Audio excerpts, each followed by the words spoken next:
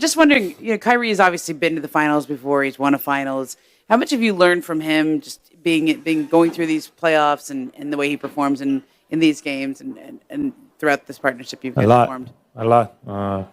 Just right now we were winning by 9, the last possession. I told him I'm tired of shit, and he told me that's the way it's supposed to be, And it's just he brought that calmness to our team, to me, the maturity, and it's been unbelievable to have him on our team. Just learning from him every day, positive energy always. So just a blessing having him on our team. On this episode of Inside the Mavs, can the Mavericks close the Timberwolves out in game number 4? And there may be some help on the way in the form of Maxi Kleber. This is Inside the Mavs.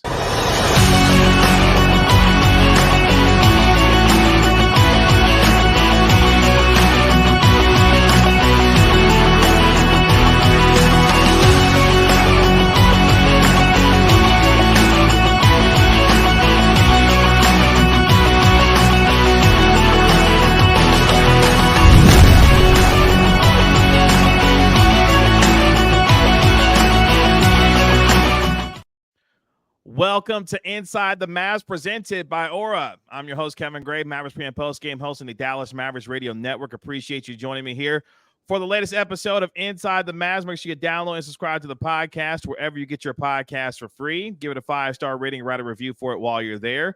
And you can, for watching this on my YouTube channel at Kevin Gray Sports, make sure you like and comment on the video as well. You can follow me on Twitter at Kevin Gray Sports. Joining me here on the show, Grant Afseth of Mavs Sports Illustrated, covering the Dallas Mavericks as we get you ready for Game 4 between the Mavericks and the Timberwolves on Tuesday night, as the Mavericks have taken a commanding 3-0 lead. Before we go any further, Grant, what's going on?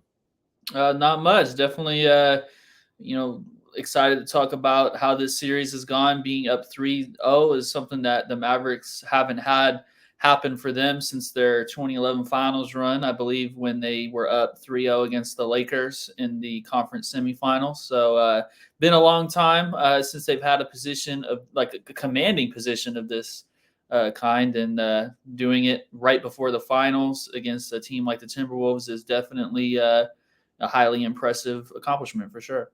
Yeah, they have been extremely impressive. They got their 9-point win in Game 3 to set themselves up for this closeout game going into Game 4. On today's episode, you'll also hear from Mavericks guard Jaden Hardy, as I got a chance to spend a few minutes with him ahead of Game 4 as well to get some of his thoughts on the confidence that he's playing with right now. And he gave me some real good perspective on what his journey has been throughout this season, to the point where we're seeing getting him some real rotational minutes. But before we get there, some injury update news when it comes to the Dallas Mavericks as we get ready for Game 4. Maxi Kleber, who's been out since early May with a shoulder separation, Grant, has been upgraded to questionable going into Game 4. So it looks like we'll be seeing a return of Maxi Kleber, maybe not in Game 4, but it looks like a return for him is coming up soon if the Mavericks are, of course, able to go on to the NBA Finals, which would be a huge lift for them, given the other piece of injury news when it comes to Dereck Lively II, who's dealing with a sprained neck.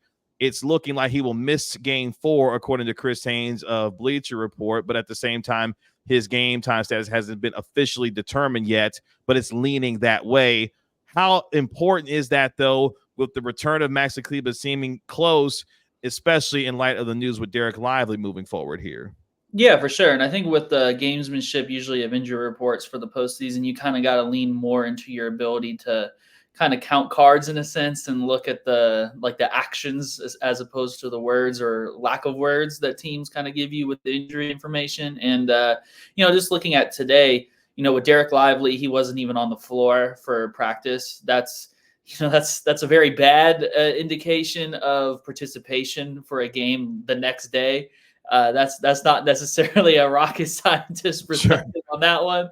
Maxi Kleber, with him behind the scenes, in terms of what you may not see with as a fan, like going pregame and seeing workouts. Maxi Kleber has been working out quite a bit, throughout the conference finals, like at shoot-arounds and stuff like that, when it's about time to close up for the media. You can see him, doing like resistance band work and doing all kinds of stuff on his way back. And he stopped wearing like some gear on his shoulder, that right shoulder, midway through the conference finals when I was in Minneapolis.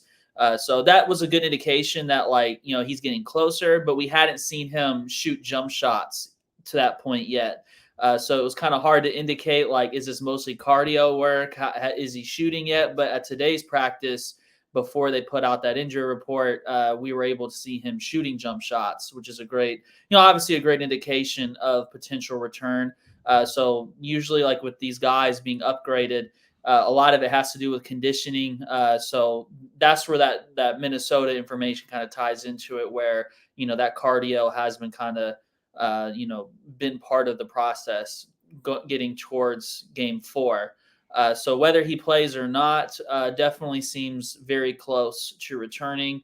And, especially in time for the potential, we're basically like an unwritten lock in a sense of how we're talking about this because of the historical context of how 3-0 series have gone. But, having him in the event of an NBA Finals series with this information is a huge boost for the Mavericks compared to what we were operating on a week ago, where we had this 3 to 6 week timeline in evaluation after 3 weeks. So definitely on the Maxi Kleber front, positive. But I would say Derek Lively as well, very positive, even though he's doubtful, because that looked like a very, very bad injury. Like he was laying on the ground. I kind of was keeping tabs on it.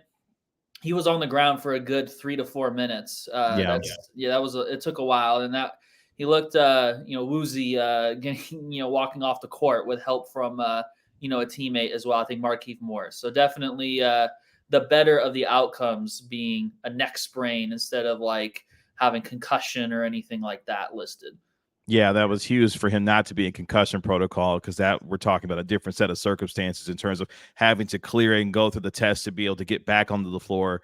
So best case scenario, if you're going to have an injury like this, to be able to be in that position. And I think that will be the sense of urgency for the Mavericks going into game 4, which is let's get this thing closed out now so that we can give Maxey and Derek Lively that much more rest before the NBA Finals begin on what is to be on June the 6th, if they are able to get there. So I think if you're looking as a Mavericks fan for any additional motivation to be able to get this done against Minnesota, being able to get your entire front court healthy and going into the NBA Finals with Maxi Kleber and Derek Lively would be the job for the Mavericks to get done in game 4.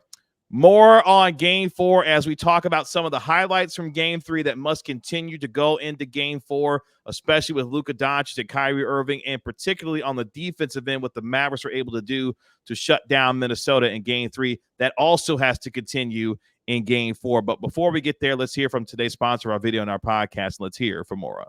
Today's video is brought to you by Aura. Do a Google search on your name and email address to see how much information comes up about you. I was devastated by the amount of information that I could be seeing searching my name and profile, and I knew then I needed to be protected for not just myself, but also for my family. Data brokers sell your information to scammers, spammers, and anyone else who may want to target you. Your full name, email, home address, health records, your relatives, it's all out there. That's why I've been using Aura, the sponsor of today's video. Aura shows me which data brokers are selling my information and automatically submits opt-out requests for me. Cleaning up my information not only helps reduce the amount of spam I get, but it protects me from hackers who could use this information to help them access my social media accounts, bank accounts, and other sensitive information.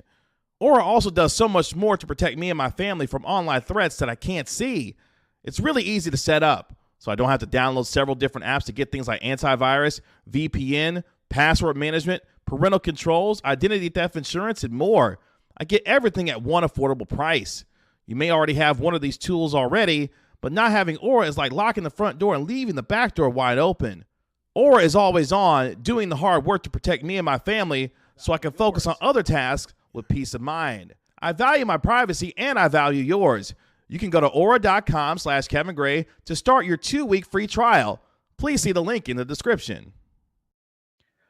Back here on Inside the Mavs, Kevin Gray, Grant Afseth, as we get you ready for game number 4 between the Mavericks and the Timberwolves on Tuesday night, as the Mavericks take a 3-0 series. They're looking to close it out to get back to the NBA Finals for the first time since 2011. And before we went to break, talking about some of the things that, from an injury perspective, that hopefully the Mavericks will be able to see going forward for the rest of the postseason. But as we look back a little bit on game 3, before we fully turn our attention to game 4, several things, Grant, that came out of this game that I think what you saw from the Mavericks perspective, particularly in the last 5 minutes where they held the Timberwolves to 1 field goal, as they were able to get some clutch shooting, of course, from Luka Doncic and Kyrie Irving, PJ Washington's go-ahead three-pointer with 3:38 left in the fourth, giving the Mavericks a lead that they would not relinquish from there.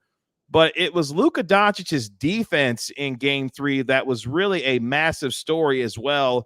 He had 5 steals, which was a career high for him. At one point, getting a steal on Rudy Gobert, and looking back at the Timberwolves bench like, you going to really put Rudy Gobert on me like this and let me do my work? And then, as you know, he's letting the Timberwolves bench know about it.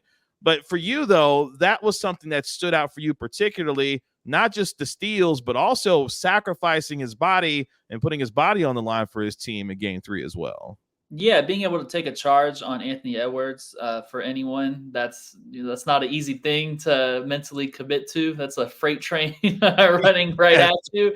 Unfortunately, as Daniel Gafford found out, unfortunately. Yes. And then having the commitment to do that, the willingness, shows, unselfishness, sacrifice, and coming from, a player like Luka Doncic, who's such an offensive mastermind, that goes even further, where you're not expecting those big momentum plays from someone like him, considering what he does on the other end. And then it's just a continuation of overall just what you've seen throughout the playoffs, and they're really like their turnaround since the trade deadline. Like, their superstars have really locked in defensively.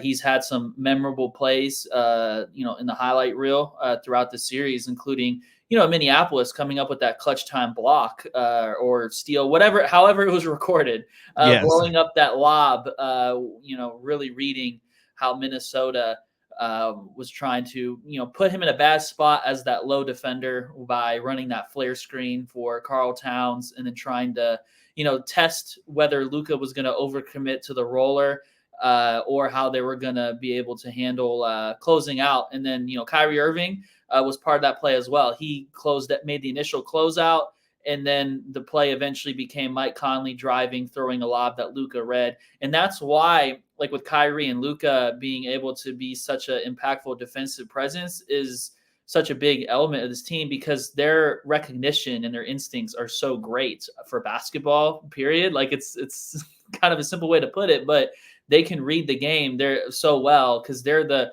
focal points that have to face those aggressive coverages and read how to manipulate like the tag man and all this stuff and spatial awareness, that they're aware of like what you can get away with as a defender when you kind of flip the perspective.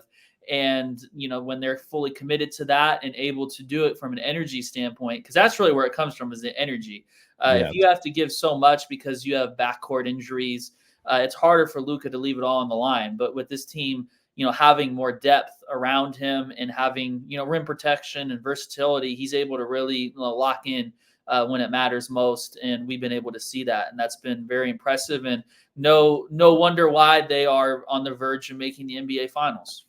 Yeah, and I think that's an underrated aspect that people forget, is that we talk a lot about the offensive IQ that Kyrie and Luka possess, but being able to flip that onto the defensive end as well, and to understand what opposing offenses are trying to do to them, and being able to not only quote unquote download that information, but then be able to execute it with the physical presence. We've talked about, with Kyrie Irving, his conditioning is extremely good right now. Luka Doncic, even with the injuries that he's dealing with, battling through that and making the plays. And one of the signature moments I thought in game 3 was him diving on the floor and fighting with Anthony Edwards to create what would be a jump ball.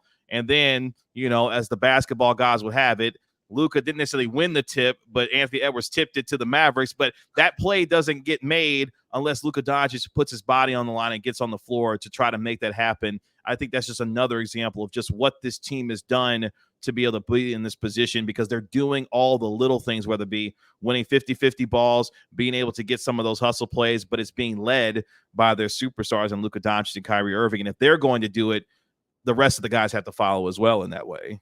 Yeah, absolutely. And I think not to say at all that, you have to have Derek Lively to win basketball games, but we've seen throughout this whole season how important he's been to them, and losing him, due to the injury, they had to close it out and do whatever it took. And Luka Doncic, with the play you described, creating a jump ball, tying up the ball, diving to the floor, that was quite literally doing whatever it took, as well as, him and Kyrie scoring 21 in the fourth quarter combined compared to 20 from Minnesota. Kind of hard to beat a team, close them out when the opposing superstars are outscoring you and also making defensive stops. So that's, that was a very telling kind of realization of, what you were intending if you were the Mavericks front office by putting those two guys together and then putting the right pieces around them. And, having the circumstances be that they're both healthy, relatively speaking, because Luka's playing through injuries, healthy enough to compete at a high level. Luka Doncic is talking about that confidence that he has in Kyrie Irving and what this team is doing with that confidence, talking about that after Game 3. Luka, late in the game when it's close, you've got you've got Kyrie. What's your feeling? What's your confidence like in those situations? A big confidence. We have, like I always say, great team. A lot, not just me and Kai, other players on our team are capable of making that shot, whatever it's a three or a layup. As you saw, like I said, PJ with a big three, Gaff with an amazing N1. So we have big confidence in ourselves. Yeah, per ESPN stats and info, Luka Doncic and Kyrie Irving, the first starting backcourt to each score 30-plus 3 times in a playoff run in the last 50 years. That just gives you the historical context of what they're doing offensively. But I love what Doncic said there, because there were a number of big plays in that game as we look toward Game 4 that you're hoping to continue. And he mentioned one, Daniel Gafford put the punctuation on Game 3 with that tremendous dunk, to end it. By the way, real quick, the audacity to throw a left-hand lob in that moment and then for Gafford to finish it with the one-hand punch like that, I don't think people are talking about enough how insane to try that pass with the offhand and the accuracy which Doncic threw it. I think it just speaks to the wizard that he is. But I'm sure as you were watching it unfold, you were thinking something similar, that, damn, the audacity to throw that pass is kind of wild in that moment, given all the other things that have already happened in that game so far.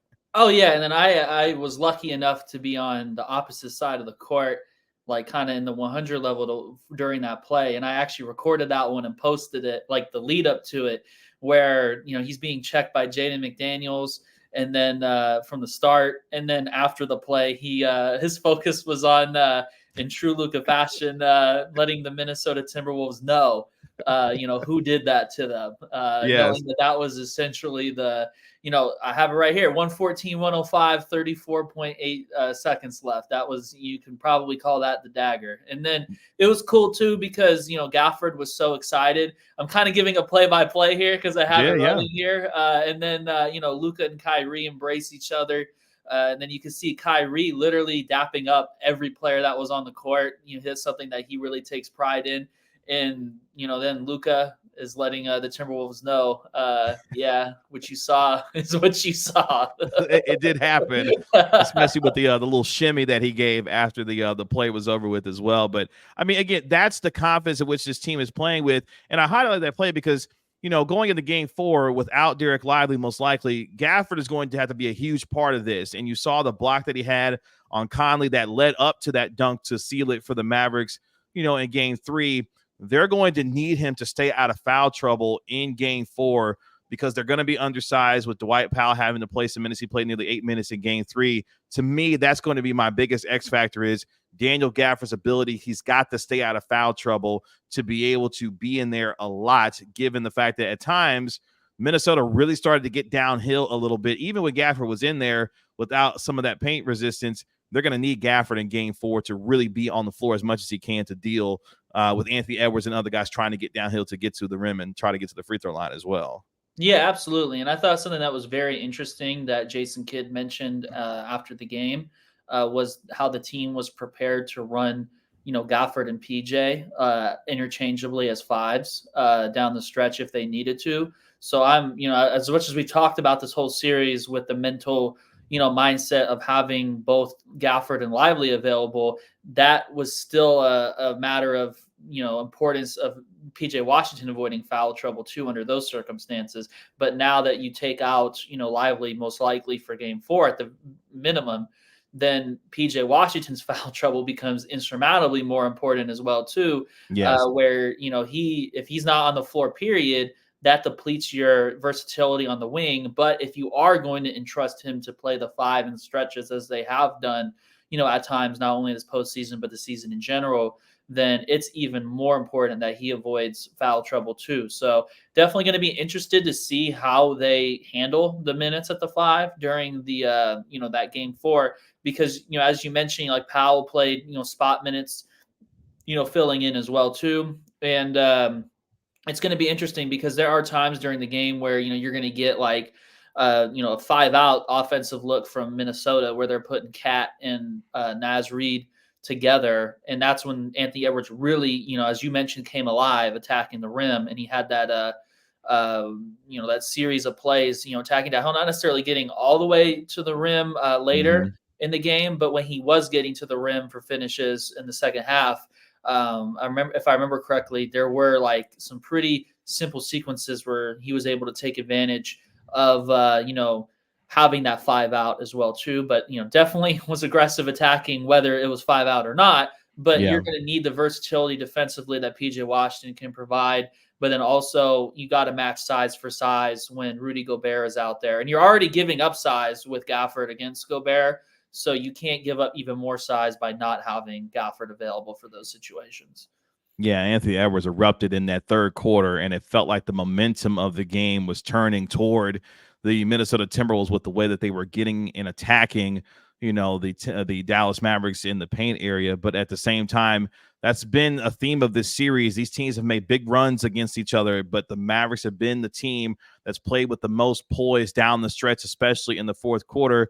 And I thought another interesting moment, because for me, another X factor going into game number 4 is the bench play. We've highlighted it a little bit with what the Mavericks may have to do in the front court with Dwight Powell, but a guy in Jaden Hardy who got a big bucket at the end of the third quarter to tie it going into the fourth has really started to become a part of this rotation, and he's really, in some ways, gotten the Tim Hardaway Jr. minutes and sometimes the Dante Exum minutes as well, and has really become a important piece down the stretch here in the postseason with his ability to be able to make some plays out of the pick and roll and the short roll as well. Jaden Hardy has also been a guy that, provided on this bench, has given them some really good minutes so far in this postseason, and I'm sure will be counted upon again going into game 4 as well in some ways. Yeah, definitely. Because I think something that really, stands out about him, just when he stepped in the NBA as well too, and up till now, is just that he's got a fearless approach, like for better or worse. Sometimes, like you got to live with results. It's kind of similar to the Tim Hardaway situation, where he's going to pull the trigger on catch and shoot threes, whether they're tightly contested, not contested. And sometimes you're going to shoot 1 for 9, and sometimes you're going to shoot 6 for 8. But when you are playing a team like the Minnesota Timberwolves, basically my whole point being is that you do have to have perimeter players that are aggressive, willing to take shots, and also put it on the floor to make plays. And the difference, with Jaden Hardy versus the other 2 options that you mentioned with Tim Hardaway Jr. and Dante Exum, is that I feel like you can get a little more of a complete, scoring ability, whether it's on or off the ball, versus the pitfalls that you get with either Exum or Tim Hardaway. Like Exum was great in the regular season when you play like neutral defenses, and then it wasn't as much about funneling to the rim protector because he's reluctant to really make plays.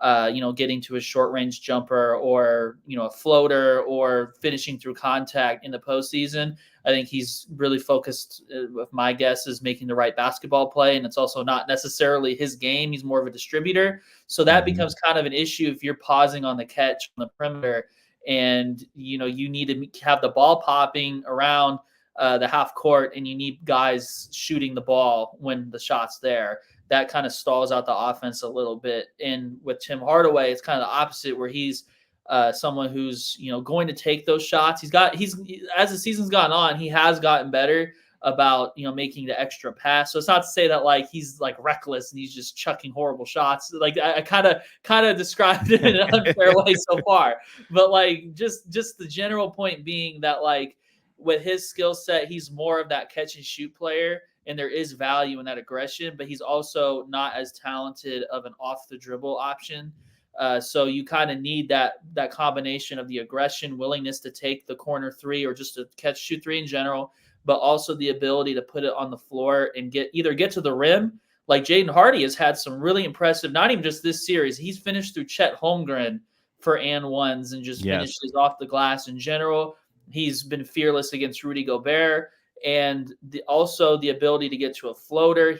Whether it's going to be the most consistent as he develops his game or not, the off the dribble jump shooting, he's been willing to take those as well too. So there is value from a coaching standpoint with what NBA teams like. They do like aggressive shooters. There's like to be able to continue their offensive flow, because that's something that like if you see percentages where people, I guess this is a broader basketball point here, but sometimes when people see percentages but they don't look at the volume and they're like, why isn't this guy playing more? Well, there's points of contention with coaches with some players in the NBA that are like 40% shooters, but they shoot like 1.5 or 2 times because they're turning down shots. So that's where, I guess, in a sense, overall, my long-winded explanation of finding that balance between the catch and shoot willingness, aggression, consistency, but also having that ability to put on the floor, get to the rim. And then also, as you said, make plays as a passer.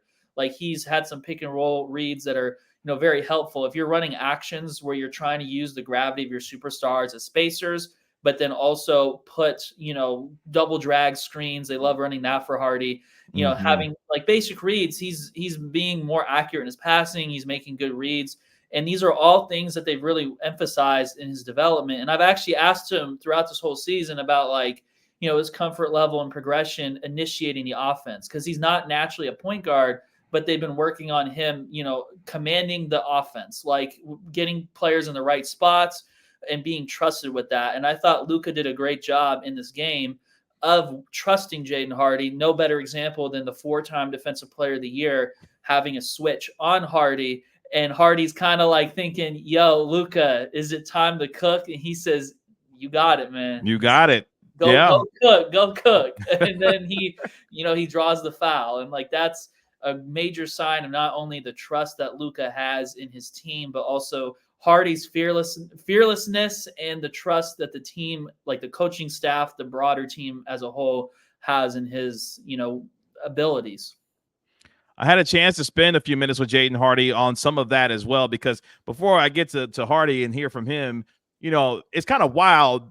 That's wildly disrespectful for Luka to be like, hey, man, that's a 4-time Defensive Player of the Year. You can go cook him. Don't even worry about it. I'm going to let you go and have it, and you go do your thing. And he capitalized on was, like you said, be able to draw the foul there. And the confidence in which Jaden Hardy is playing with right now is something that Mavericks fans are taking notice. And I had a chance to spend a few minutes with him ahead of Game 4 to be able to get his thoughts on not only his journey, but also the way that he's playing and the confidence and mindset that he's got going right now. Here's Jaden Hardy of the Dallas Mavericks. Kevin Gray here with Mavericks guard Jaden Hardy ahead of Game 4 of the Western Conference Finals. Jaden, obviously a team playing with a lot of confidence right now. What's the mindset of this group going into Game 4 tomorrow night? The mindset going into Game 4 is obviously to try to close this series out and get this win and advance to the finals. So today we came in watched film and clean some things up. So going into the game tomorrow, we should be good and confident, and we're ready to go. And for you, from a confidence standpoint, continuing to see rotational minutes, and what kind of impact are you wanting to make on the game every time you step onto the floor? Whenever I step on the floor, I just want to make a positive impact, whatever it is, scoring, defending, getting assists. I mean, just trying to be a positive player whenever I'm stepping on the floor, getting my teammates involved, being aggressive, and just reading the game. And we're talking about the game for you slowing down and being able to make plays out of the short roll and the pick and roll.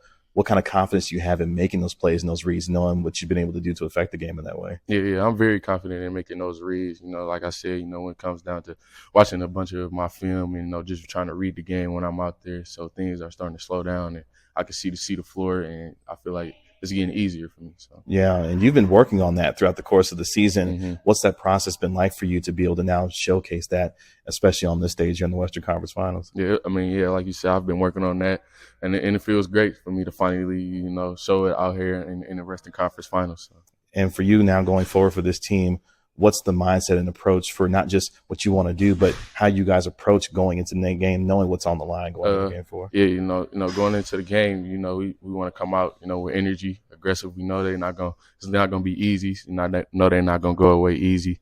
So just coming in, being sharp, know what we're doing, and having that energy, and I feel like we should be good. Yeah, and for the rest of this group now, what's the mentality that Luka and Kyrie continue to play with? Obviously, the way that they played in Game 3, being able to help out. How are you guys feeling about them there? Oh yeah, we're feeling great.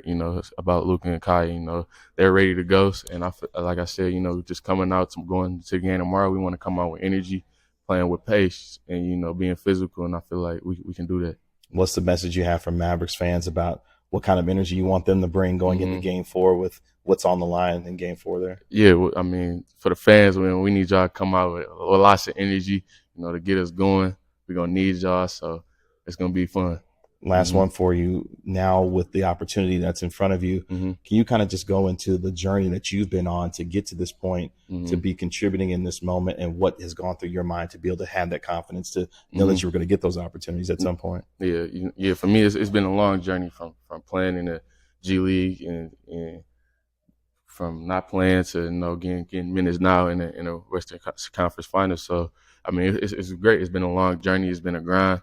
But that just goes to the work that I've put in, and just trying to be a good teammate, and just being a good person. And I feel like it is just all coming around, and it's going to keep coming. So as Mavericks guard Jaden Hardy here ahead of Game 4, Jaden, appreciate the time, man. Thank you. Yep, thank you.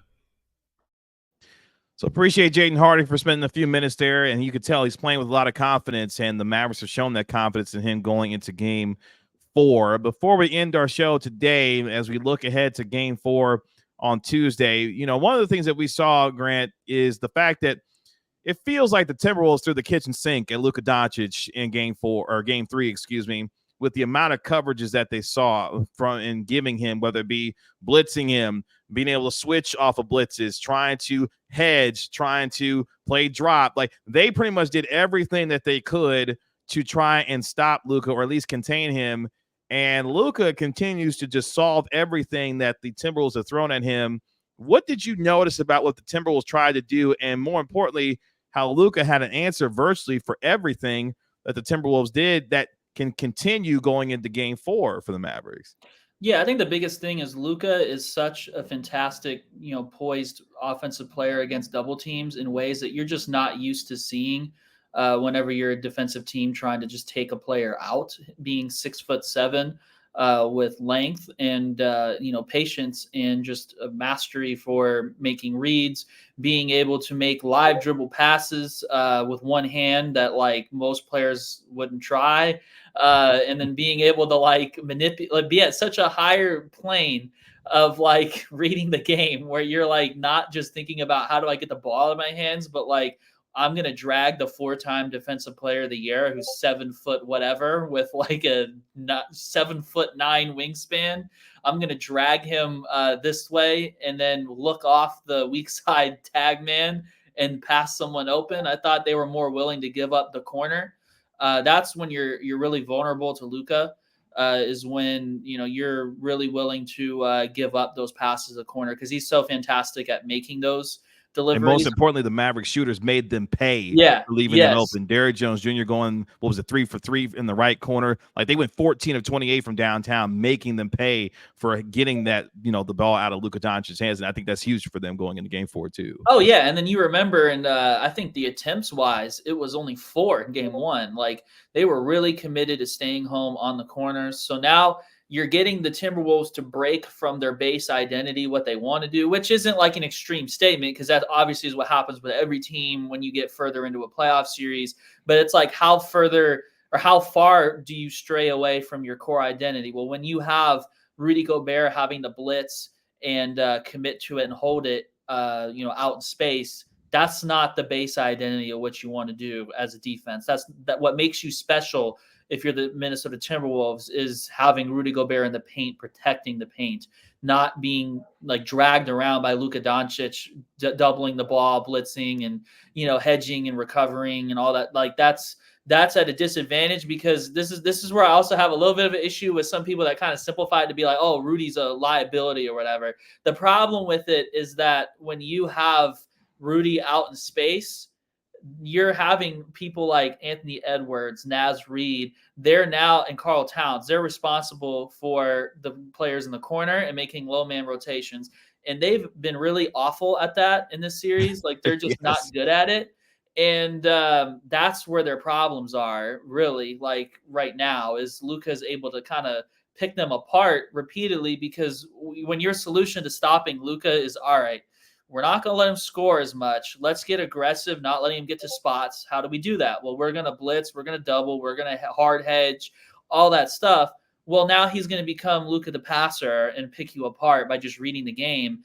And they just don't have enough speed to make the extra efforts with the way they're kind of in a hard place, in a sense, where you're not going to not play Karl Towns. Like your expensive roster, the identity is very dependent on having Anthony Edwards, Karl Towns, and Rudy Gobert. So if you have the two bigs on the court, you're getting aggressive on the ball and have to make extra efforts, swarm, and be really timely in your rotations, you're going to be in a bad spot when Luka is in those modes and you're trying to be aggressive against him. And then also you got to account for Kyrie Irving, who, and speaking of speed, he's able to beat those double teams in a different way. He can turn the corner by pushing the ball, splitting defenders, and doing the things that Luka, like a different style for how Luka does it, which just makes, like, that's what makes this team so daunting to stop, because that having to like account for multiple very contrasting styles and how they pick apart point of attack, defensive pressure,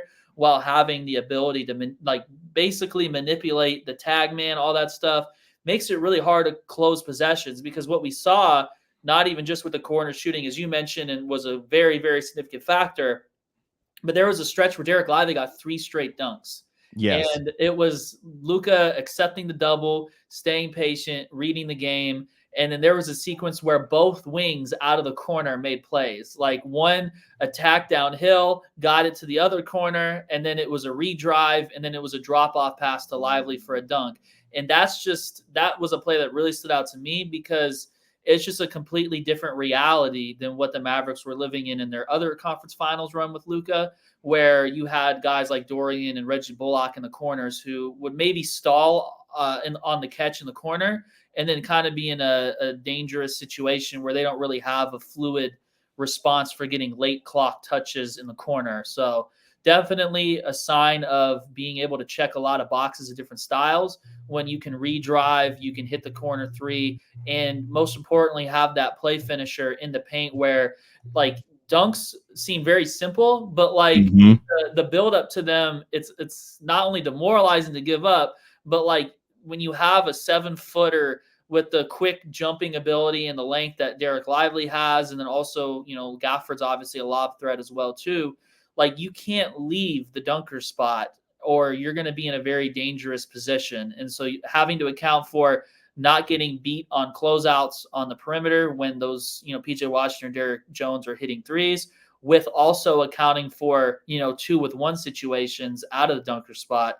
That's how you build a team to be able to account for aggressive defensive pressure. And it all starts by playing advantage basketball, by commanding those blitzes, those doubles, all those coverages that Luka was commanding. So it's not only the mastery of Luka, but also just the overall collective, well-rounded skill sets to be able to punish, as that play develops, and then being able to close it. That's a perfect way to end it, because the Mavericks have gotten a lot of different things that they can do to beat this team. And it starts with Luka Doncic and Kyrie Irving, the best backcourt in the league, probably the best duo in the league right now. And they have been on full display so far in the first 3 games of this series, looking to close it out against the Minnesota Timberwolves in Game 4 on Tuesday night to get a trip to the NBA Finals, the first for Luka Doncic and the first for this franchise since 2011. Grant, tell the folks where they can find you and what they got going on for your coverage, man.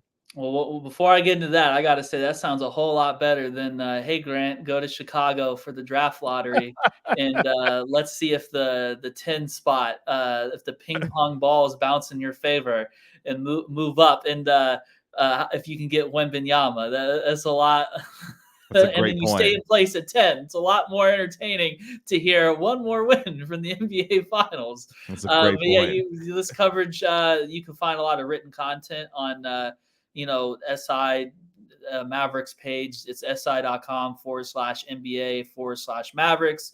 And then, there's a lot of content, on my YouTube channel, Grant Afseth, Twitter as well for updates. For people that like to ask in my comments, what's the latest on Derek Lively? Well, you can find that on Twitter quicker. And, we'll have plenty of content as well with our show, Inside the Mavs too. For sure. And you can find me on Twitter at Kevin Gray Sports. I'm your Mavericks pre and post game host on the Dallas Mavericks Radio Network. You can catch me on every single Mavericks broadcast for every game, of course, during the season, and of course for Game 4 of the Western Conference Finals. That'll do it for this episode of Inside the Mavs. Appreciate Grant and all his terrific insights here on the show today. Remember to download and subscribe to the Inside the Mavs podcast wherever you get your podcasts for free. Give it a 5-star rating, write a review for it while you're there. You can find it on Apple Podcasts, Spotify, iHeartRadio, wherever you get your podcasts for free. And make sure you subscribe to Kevin Gray Sports here on YouTube. You can follow me on Twitter at Kevin Gray Sports as well. For Grant, my name is Kevin Gray, Mavericks pre and post game host on the Dallas Mavericks Radio Network. This has been Inside the Mavs.